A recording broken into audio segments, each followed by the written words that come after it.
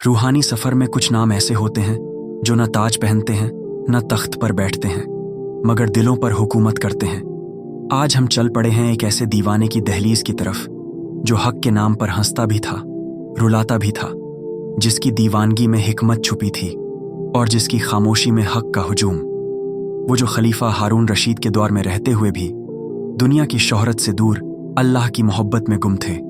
नाम था उनका हजरत बहलोल दाना रहमतुल्लाहि अलैहि।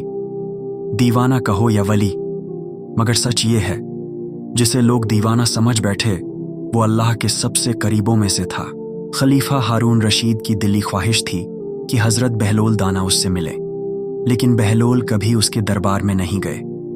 एक दिन हारून ने उन्हें महल के पास से गुजरते देखा और हुक्म दिया कि उन्हें छत पर लाया जाए। जब बहलोल को छत पर लाया गया तो हारून ने पूछा, आप अल्लाह तक कैसे पहुंचे? बहलोल ने जवाब दिया, ठीक उसी तरह जैसे मैं आप तक पहुंचा हूं। हारून समझ नहीं पाया।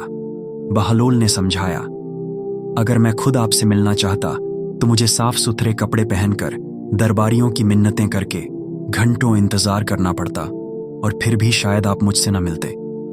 लेकिन जब आपने खुद मुझे बुलाना चाहा तो कुछ ही पलों में मैं आपके सामने था।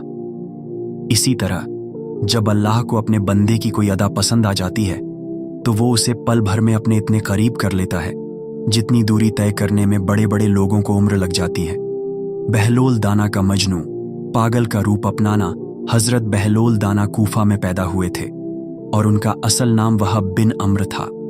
वह हजरत इमाम जाफर सादिक के शागिर्द और इमाम मूसा काजिम के करीबी साथी थे। जब खलीफा हारून रशीद ने इमाम मूसा काजिम के साथियों को ख़त्म करना शुरू किया तो इमाम ने उन्हें एक हर्फ जीम जे लिखकर मशवरा दिया। सबने इसका अलग अलग मतलब निकाला। हजरत बहलोल ने जीम से जुनून पागलपन का मतलब निकाला और अपनी शानदार जिंदगी छोड़कर पागलों वाला लिबास पहनकर बगदाद की गलियों में घूमने लगे। इस तरह वह खलीफा के जुल्म से महफूज हो गए। आखिरत के सफर की तैयारी। एक बार हारून रशीद बहुत बीमार पड़ गया। जब कोई दवा काम ना आई तो हजरत बहलोल उससे मिलने पहुंचे। उन्होंने खलीफा से हाल पूछा। खलीफा ने कहा, एक बहुत लंबा सफर दरपेश है। बहलोल ने पूछा, कहाँ का सफर? आखिरत का, खलीफा ने जवाब दिया। वापसी कब होगी? बहलोल ने मासूमियत से पूछा। खलीफा ने कहा, भला आखिरत के सफर से भी कोई वापस आता है? यह सुनकर बहलोल ने कहा, अच्छा, तो आपने हिफाजत के लिए कितने दस्ते आगे भेजे हैं और आपके साथ कौन कौन जाएगा? हारून ने जवाब दिया, आखिरत के सफर में कोई साथ नहीं जाता, मैं अकेला जा रहा हूं। इस पर बहलोल ने हारून की दी हुई छड़ी वापस करते हुए कहा, यह अपनी अमानत वापस लीजिए, मुझे आपसे ज्यादा बेवकूफ कोई नहीं मिला। जब आप एक छोटे से सफर पर जाते थे तो हफ्तों पहले तैयारियां होती थीं, लश्कर साथ चलता था, और इतने लंबे सफर पर जहां से वापसी भी नामुमकिन है, आपने कोई तैयारी नहीं की। कहते हैं कि इस मुलाकात के बाद हारून रशीद की तबीयत ठीक हो गई और उसने अपनी बाकी जिंदगी इबादत में गुजारी। शेख जुनैद बगदादी को नसीहत। एक बार मशहूर सूफी बुजुर्ग शेख जुनैद बगदादी ने अपने मुरीदों अनुयायियों से हजरत बहलोल से मिलने की ख्वाहिश जाहिर की। मुरीदों ने कहा कि वह तो एक दीवाने हैं। जब शेख जुनैद बहलोल के पास पहुंचे तो बहलोल ने उनसे खाने, बात करने और सोने के आदाब, शिष्टाचार के बारे में पूछा। शेख ने तफसील से जवाब दिया जो उन्होंने बुजुर्गों से सीखा था। हर बार बहलोल ने कहा, तुम नहीं जानते। आखिरकार शेख जुनैद ने हार मानकर उनसे सिखाने की दरख्वास्त की। बहलोल ने समझाया, खाने का असल अदब सबसे जरूरी है कि रोजी हलाल की हो। अगर खाने में हराम की मिलावट है तो कोई भी अदब दिल को रोशन करने के बजाय और तारीक अंधकारमय कर देगा। बात करने का असल अदब, बात करने से पहले दिल का पाक और नियत का साफ होना जरूरी है।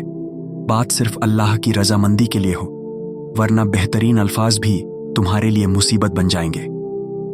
सोने का असल अदब, असल बात यह है कि सोते वक्त तुम्हारा दिल कीना, द्वेष और हसद, ईर्ष्या से खाली हो, दिल में दुनिया की मोहब्बत न हो और नींद आने तक तुम अल्लाह के जिक्र में मशगूल रहो। यह सुनकर शेख जुनैद बगदादी ने उनके हाथों को चूम लिया और अपनी गलती का एहसास किया। तिजारत में नफ़ा और नुकसान। एक ताजिर व्यापारी ने बड़ी अकीदत से बहलोल से पूछा, हुजूर, कौन सी चीज़ खरीदूं जिसमें बहुत नफ़ा हो? बहलोल ने कहा, काला कपड़ा ले लो। ताजिर ने शहर का सारा काला कपड़ा खरीद लिया।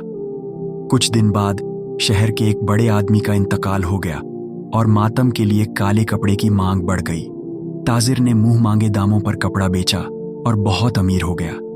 कुछ समय बाद वही ताजिर घोड़े पर बैठे बैठे गुरूर से बोला, ओ दीवाने, अब की बार क्या लूं? बहलोल ने कहा, तरबूज ले लो। उसने अपनी सारी दौलत से तरबूज खरीद लिए, जो 1 हफ्ते में ही खराब हो गए और वह कंगाल हो गया।